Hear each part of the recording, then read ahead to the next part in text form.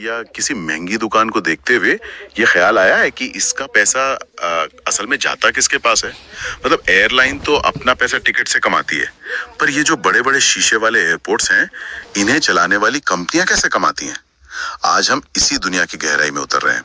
हमारे पास जो जानकारी है उसके आधार पर हम भारतीय हवाई अड्डों के पूरे बिजनेस मॉडल की परतें खोलेंगे। हमारा मकसद ये जानना है कि सरकारी हवाई अड्डों को प्राइवेट हाथों में देने की नौबत ही क्यों आई? ये प्राइवेट कंपनियां पैसा बनाने के लिए कौन कौन से तरीके अपनाती हैं और कैसे? मतलब एक ग्रुप, अडानी ग्रुप, जो कुछ साल पहले तक इस सेक्टर में कहीं था ही नहीं, आज देखते देखते भारत का सबसे बड़ा एयरपोर्ट ऑपरेटर बन गया है। तो चलिए इसे खोलकर समझते हैं। सबसे पहले ये बताइए कि भारत में हवाई अड्डे चलाता कौन है? क्या ये हमेशा से प्राइवेट कंपनियों के पास थे? नहीं, बिल्कुल नहीं।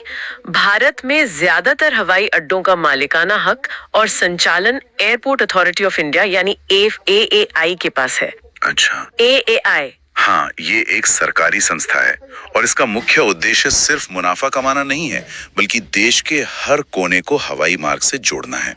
इससे हम BSNL की तरह समझ सकते हैं, जो दूर दराज के गांवों में भी टावर लगाता है, भले ही वहां से उसे कोई खास कमाई ना हो रही हो। बिल्कुल सही एनालॉजी है।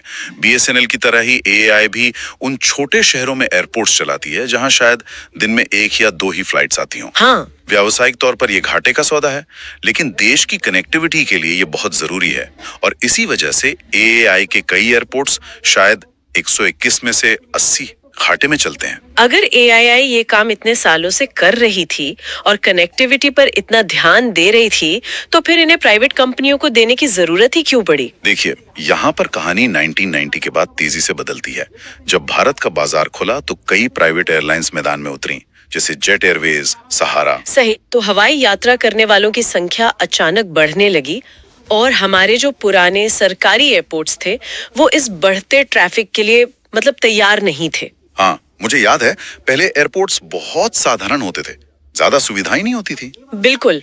तो ऐसे में बेहतर और ज्यादा हवाई अड्डों की जरूरत महसूस हुई। अब इतने बड़े पैमाने पर नए एयरपोर्ट्स बनाना और पुराने वालों को विश्व स्तरीय बनाना, इसके लिए हजारों करोड़ के निवेश की जरूरत थी। और सरकार के लिए बजट से तुरंत इतना पैसा लगाना मुश्किल था। हाँ, मुश्किल था। इसलिए 2003 के बाद पब्लिक प्राइवेट पार्टनरशिप यानी PPP मॉडल का रास्ता अपनाया गया। मतलब सरकार और प्राइवेट कंपनी मिलकर काम करेंगे। हाँ, मॉडल सीधा था। सरकार जमीन देगी, जो कि सबसे कीमती चीज है, और प्राइवेट कंपनी उस पर पैसा लगाकर एक वर्ल्ड क्लास एयरपोर्ट बनाएगी, उसे चलाएगी और बदले में अपनी कमाई का एक हिस्सा सरकार को देगी। बिल्कुल। दिल्ली और मुंबई जैसे बड़े एयरपोर्ट्स इसी मॉडल के तहत प्राइवेटाइज किए गए। अब यहाँ बात बहुत दिलचस्प हो जाती है। ये तो समझ आया कि प्राइवेट कंपनियां क्यों आई, पर सवाल ये है कि ये असल में पैसा कमाती कैसे हैं? इनका बिजनेस मॉडल क्या है? इनके कमाई के 3 मुख्य स्रोत हैं और यहीं पर पूरा खेल छिपा है। पहला स्रोत वो है जो हम सबको पता है, एयर रेवेन्यू। एयर रेवेन्यू मतलब जो सीधे हवाई जहाज से जुड़ा हो। एकदम सही। ये वो कमाई है जो सीधे हवाई जहाज और यात्रियों से जुड़ी है। जैसे कोई भी विमान जब एयरपोर्ट पर लैंड करता है तो उसे लैंडिंग फीस देनी होती है। ठीक है। विमान को पार्क करने के लिए पार्किंग फीस होती है। यात्रियों से एक यूजर डेवलपमेंट फीस ली जाती है। ये सारे चार्ज एयरलाइन कंपनियां एयरपोर्ट ऑपरेटर को देती हैं। और फिर टिकट के दाम में जोड़कर हम जैसे यात्रियों से वसूल लेती हैं। बिल्कुल। और चूंकि इसका सीधा असर आम आदमी की जेब पर पड़ता है, इसलिए सरकार इसे सख्ती से रेगुलेट करती है। अच्छा, तो इस पर सरकार का नियंत्रण होता है? हाँ, एक अथॉरिटी है, एरा, जो तय करती है कि ये फीस कितनी होनी चाहिए। यहाँ एयरपोर्ट ऑपरेटर अपनी मर्जी नहीं चला सकता। ठीक है। लेकिन असली खेल दूसरे स्रोत से शुरू होता है, वो है non arrow revenue. Non arrow revenue यानी वो कमाई जिसका हवाई जहाज से कोई लेना देना नहीं है। बिल्कुल। इसमें हवाई अड्डे के अंदर की दुकानें, वो महंगे कॉफी शॉप्स, आलीशान लाउंज, ड्यूटी फ्री शॉप्स, दीवारों पर लगे बड़े बड़े विज्ञापन और सबसे जरूरी कार पार्किंग से होने वाली कमाई। एक मिनट, मतलब एयरपोर्ट पे मिलने वाली 500 रुपए की कॉफी और 700 रुपए घंटे की पार्किंग का पैसा सीधे ऑपरेटर की जेब में जाता है? हाँ, और उस कमाई पर सरकार का कोई सीधा नियंत्रण नहीं होता। या ऑपरेटर पूरी तरह से आजाद है। पूरी तरह से? वो चाहे तो एक दुकान का किराया 50,000 महीना रखे या 50 लाख। वो चाहे तो पार्किंग का रेट 100 रुपए घंटा रखे या 1,000 रुपए। अच्छा। मैंने एक एयरपोर्ट ऑपरेटर से बात की थी। और उन्होंने मजाक में कहा कि हमारा असली बिजनेस एयरलाइंस नहीं, रिटेल और रियल एस्टेट है। हवाई जहाज तो बस ग्राहकों को हमारी दुकानों तक लाने का एक जरिया है। ये तो कमाल का बिजनेस मॉडल है। लेकिन आपने तीसरे स्रोत का भी जिक्र किया था, रियल एस्टेट। हवाई अड्डे पर रियल एस्टेट का क्या काम? ये इन दोनों से भी बड़ा और सबसे आकर्षक स्रोत है। सरकार जब किसी कंपनी को हवाई अड्डा 50-60 साल की लीज पर देती है, तो वो सिर्फ टर्मिनल बिल्डिंग और रनवे नहीं देती, बल्कि इसके आसपास की जमीन भी देती है। हजारों एकड़ जमीन भी साथ में दे देती है। इसे सिटी साइड डेवलपमेंट कहते हैं। हजारों एकड़। उस जमीन का ऑपरेटर क्या करता है? ऑपरेटर को ये अधिकार होता है कि वो उस जमीन पर कुछ भी बना सकता है। Hotel, shopping mall, office building. Delhi का एरो सिटीज का एक उदाहरण है। सबसे बड़ा और सफल उदाहरण वहां के शानदार होटल और ऑफिस कॉम्प्लेक्स दिल्ली एयरपोर्ट चलाने वाले जीएमआर ग्रुप ने ही बनाए हैं। मतलब एयरपोर्ट चलाने के साथ साथ वो एक बहुत बड़ी रियल एस्टेट कंपनी भी बन जाते हैं। ये तो बहुत बड़ी बात है। इस जमीन की कीमत तो अरबों में होगी। अरबों नहीं, खरबों में। 2012 की एक सीएजी रिपोर्ट आई थी। हाँ। उसके मुताबिक सिर्फ दिल्ली एयरपोर्ट के पास जो लगभग 4800 एकड़ जमीन ऑपरेटर को दी गई, उसकी कीमत 1.63 लाख करोड़ रुपए से ज्यादा आंकी गई थी। क्या बात कर रही हैं? 1.63 लाख करोड़? ये रकम तो अविश्वसनीय है। हाँ, और रिपोर्ट में ये भी कहा गया कि ये जमीन ऑपरेटर को नाम मात्र के दाम पर दी गई थी। इस पर तो बहुत विवाद हुआ होगा। विवाद हुआ था, लेकिन सरकार का तर्क था कि ये देश में वर्ल्ड क्लास इंफ्रास्ट्रक्चर बनाने की कीमत है। उनका कहना था कि अगर प्राइवेट कंपनी इतना बड़ा जोखिम ले रही है, तो उसे कमाई का एक बड़ा जरिया देना भी जरूरी है। ठीक है, तो जीएमआर और जीवी के जैसे पुराने खिलाड़ियों की बात हुई जो रेवेन्यू शेयरिंग मॉडल पर काम कर रहे थे। लेकिन 2019 तक अडानी ग्रुप का तो इस सेक्टर में कोई नामो निशान नहीं था। फिर अचानक क्या हुआ? यहीं पर कहानी में सबसे बड़ा मोड़ आता है। सरकार ने प्राइवेटाइजेशन का मॉडल ही बदल दिया, और इसी बदले हुए मॉडल ने अडानी ग्रुप के लिए एक तरह से दरवाजे खोल दिए।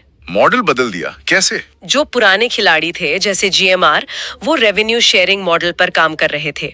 मतलब उन्हें अपनी कुल कमाई का एक बहुत बड़ा हिस्सा सरकार को देना पड़ता था। जैसे दिल्ली एयरपोर्ट के मामले में जीएमआर को अपनी कमाई का 46% देना होता है। 46%, ये बहुत ज्यादा है।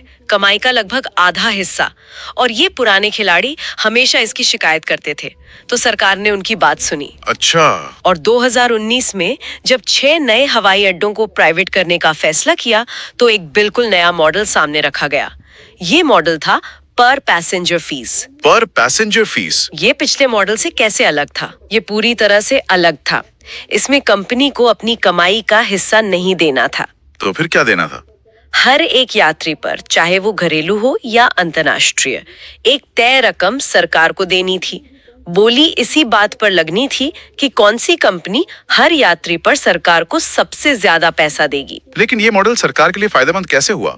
अगर ऑपरेटर नॉन एरो और रियल एस्टेट से हजारों करोड़ कमा भी ले, तो भी सरकार को बस एक छोटी सी फिक्स फीस मिलेगी। सरकार का तर्क था कि इससे उन्हें एक स्थिर और अनुमानित आय मिलेगी। यात्री संख्या का अनुमान लगाना आसान है, लेकिन ऑपरेटर के लिए ये एक जैकपॉट जैसा था। जैकपॉट? हाँ, अब उन्हें अपनी बढ़ती कमाई का हिस्सा सरकार को नहीं देना था। वो चाहे नॉन एरो से 100 करोड़ कमाए या 1000 करोड़, सरकार को सिर्फ वही तय रकम देनी थी। और अडानी ग्रुप ने इसी मौके का फायदा उठाया। उन्होंने हर यात्री पर दूसरों से कहीं ज्यादा बोली लगाई। कहीं ज्यादा। रिपोर्ट्स के मुताबिक जहां दूसरे अनुभवी खिलाड़ी जैसे जीएमआर 70 से 100 रुपए प्रति यात्री की बोली लगा रहे थे, हाँ। वहीं अडानी ग्रुप ने 150 से 177 रुपए तक की आक्रामक बोली लगाकर वो 6 के 6 हवाई अड्डे अपने नाम कर लिए। 177 रुपए? मतलब जहां पुराने खिलाड़ी 100 रुपए सोच रहे थे, अडानी ने सीधे 170-180 लगा दिए। बिल्कुल। उस समय इंडस्ट्री में सब हैरान थे कि बिना किसी अनुभव के एक कंपनी इतनी ऊंची बोली कैसे लगा सकती है। लेकिन कहानी यहाँ खत्म नहीं हुई। और भी कुछ हुआ। इसके बाद मुंबई और नवी मुंबई एयरपोर्ट को चलाने वाला जीवीके ग्रुप भारी कर्ज में डूबा हुआ था। अडानी ग्रुप ने मौका देखा और उनसे वो दोनों हवाई अड्डे भी खरीद लिए। अच्छा। इस तरह सिर्फ 5 सालों में शून्य से शुरू करके वो 8 बड़े हवाई अड्डों के मालिक बन गए, जो आज देश का 25% यानी 1/4 यात्री ट्रैफिक संभालते हैं। तो अब उस सवाल पर वापस आते हैं। अडानी ने इतनी ऊंची बोली क्यों लगाई जबकि दूसरे अनुभवी खिलाड़ी पीछे हट गए? ये सिर्फ एक जुआ था या कोई गहरी रणनीति थी? ये एक बहुत सोचा समझा और दूरदर्शी कदम था। उनकी रणनीति साफ थी। नए पर पैसेंजर मॉडल में उन्हें पता था कि नॉन एरो और रियल एस्टेट से होने वाली कमाई पर सरकार का कोई हिस्सा नहीं होगा। सब कुछ उनका अपना। हाँ, सरकार को तो बस एक फिक्स अमाउंट देना है। तो उन्होंने आते ही बिजनेस करने का तरीका बदला। क्या मतलब? उन्होंने क्या अलग किया? उन्होंने हवाई अड्डों पर दुकानों को सिर्फ किराए पर देने के बजाय खुद के ब्रांड्स चलाना शुरू कर दिया। एक वर्टिकल इंटीग्रेशन मॉडल अपनाया। कोई उदाहरण दे सकते हैं इसका? जरूर। जैसे हवाई अड्डों पर दिखने वाली चॉकलेट और कन्फेक्शनरी की दुकान कोको कार्ट, वो अडानी का ही वेंचर है। उन्होंने कई एयरपोर्ट्स पर लाउंज चलाने वाली पुरानी कंपनियों को हटाकर खुद अपने ब्रांड के तहत लाउंज चलाने शुरू कर दिए। अच्छा, तो इससे हुआ ये कि जो पैसा पहले सिर्फ किराए से आता था, अब उसकी जगह प्रोडक्ट की पूरी सेल उनकी जेब में आने लगी। समझ गया। तो ये पर पैसेंजर मॉडल का पूरा फायदा उठा रहे हैं। जब कमाई का बड़ा हिस्सा अपनी जेब में आएगा तो ज्यादा बोली लगाना भी समझ में आता है। एकदम सही। जब आपकी कमाई 10 गुना बढ़ेगी लेकिन सरकार को दिया जाने वाला हिस्सा फिक्स रहेगा तो आपका मुनाफा कई गुना बढ़ जाएगा और इसके साथ कार्गो बिजनेस का विशाल फायदा तो है ही। तो अब भविष्य क्या है? बाजार में अब सिर्फ 2 ही बड़े खिलाड़ी बचे दिखते हैं, अडानी और जीएमआर। और यहीं पर ये एक महत्वपूर्ण सवाल खड़ा करता है। जीएमआर ग्रुप अपने पुराने रेवेन्यू शेयरिंग मॉडल और भारी कर्ज की वजह से अब नए हवाई अड्डों के लिए आक्रामक तरीके से बोली नहीं लगा रहा है। उन पे कर्ज ज्यादा है, बहुत ज्यादा। वो फिलहाल अपने मौजूदा हवाई अड्डों को ही मुनाफे में लाने और कर्ज कम करने पर ध्यान दे रहे हैं। और अब खबर है कि सरकार जल्दी 11 और हवाई अड्डों को प्राइवेट करने जा रही है। अगर जीएमआर रेस में नहीं है तो क्या ये भी अडानी ग्रुप के पास जा सकते हैं? इसकी पूरी संभावना है। अगर अडानी ग्रुप इनमें से ज्यादातर एयरपोर्ट्स भी ले लेता है तो ये सेक्टर जो अभी ड्यूओपली यानी 2 कंपनियों का राज जैसा दिखता है, वो धीरे धीरे एकाधिकार यानी मोनोपोली की तरफ बढ़ सकता है। बिल्कुल। तो क्या हम एक ऐसी स्थिति की तरफ बढ़ रहे हैं जहां देश के ज्यादातर बड़े एयरपोर्ट्स पर सिर्फ एक ही कंपनी का राज होगा?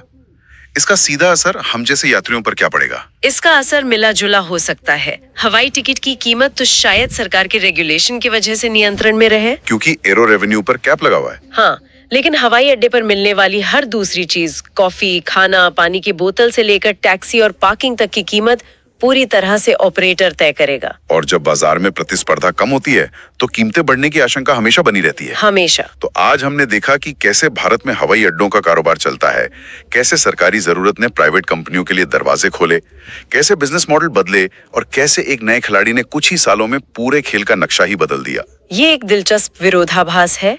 एक तरफ एयरपोर्ट अथॉरिटी ऑफ इंडिया है जो कनेक्टिविटी देने के लिए अपने 121 में से 80 हवाई अड्डे घाटे में चला रही है, और दूसरी तरफ प्राइवेट कंपनियां हैं जो मुनाफा और वर्ल्ड क्लास एफिशिएंसी ला रही हैं। हाँ, आंकड़े पूरी कहानी खुद कहते हैं।